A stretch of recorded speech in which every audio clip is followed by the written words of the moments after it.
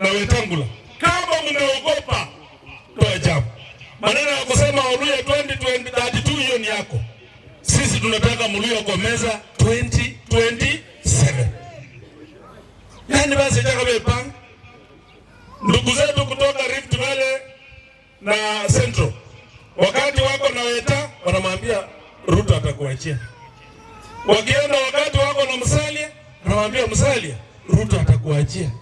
Ni kuwachezea, maana akili iko chini ya kisiasa. Sisi hatutaki hiyo maneno, wabunwasi wa siasa hatutaki.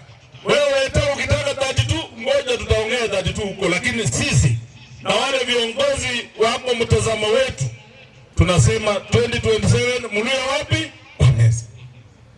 Bandu wase mwenye 2027 ndio mumulinde 2032. Mama mundu na kubona ni 32 alina the deputy. Wale uso deputy. Deputy president. Ruda nende kindi. Alawe yanga wana ali 2032 hakuleke.